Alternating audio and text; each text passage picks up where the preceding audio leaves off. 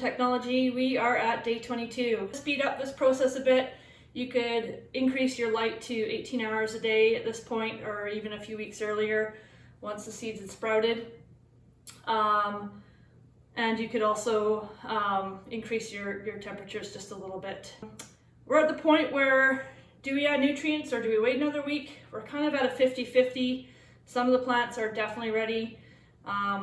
Some could go another week. Either way, I don't think we're going to cause any harm, and we'll talk about that a little bit more here in a sec. So in a perfect world, all our plants would germinate at the exact same time. They grow the exact same speed. That would be the case if we grew all the same variety or species. But for me, variety is the spice of life, and I generally pick two factors when I'm thinking about what to grow in my garden. One is just what we need in the house and what we like.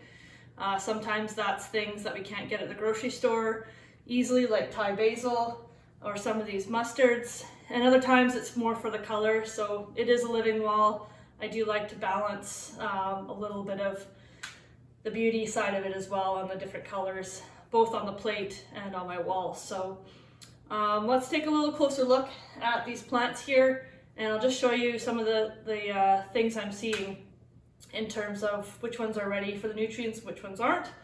But in the end, the first week of nutrients is diluted intentionally, and so I don't think we're going to cause any trouble to any of the plants by starting feeding at this point. Okay, so taking a closer look, here's the basil, all three of them different varieties, but they're all just getting those teeny tiny leaves are their first true leaves there. So they're just starting to get their true leaves versus the rest of the plants, which have had them for a couple weeks now. And you can see this one leaf here that's starting to die off.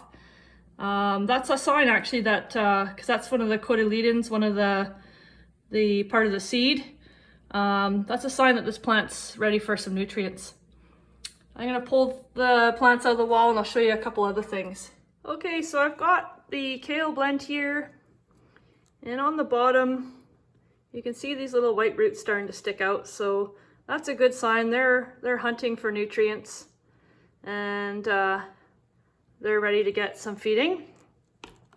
Same with this Grand Rapids lettuce. They've got their true leaves and the roots are starting to come out. And even with this Genovese basil, you can see the true leaves are just those tiny ones in the middle.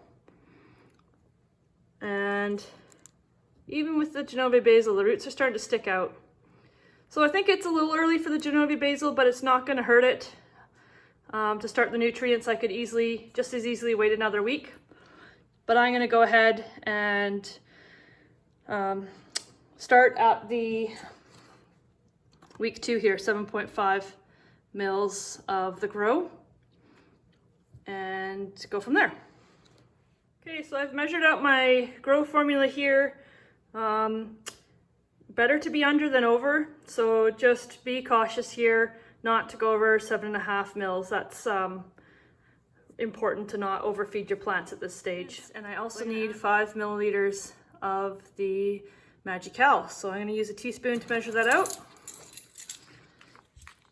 Okay, so I've got my nutrients here, the 7.5 milliliters of grow, the 5 milliliters of the Magical, and about 2.5 liters here of water. I'm at about a half tank in my reservoir, and I want to make sure I fill that right to the top, so that, again, we're better off to have a weak nutrients at the beginning here than too strong. So I'm going to go ahead and fill it up, and I can just kind of keep an eye on it here to make sure I don't fill it.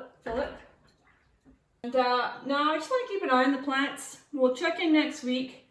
What I'm looking for is if there's any yellow or browning on the true leaves, that means that the nutrients is too strong, and I'm not going to want to go on to the next week's schedule. I'll want to dilute my nutrients. So even during this week, if I notice there's some browning or yellow burning on the tips of the leaves, I could just add some fresh water to weaken this nutrients and just give the plants a chance to recover. I don't think I'm going to have an issue with this because it is quite weak, but it's definitely something to keep an eye on.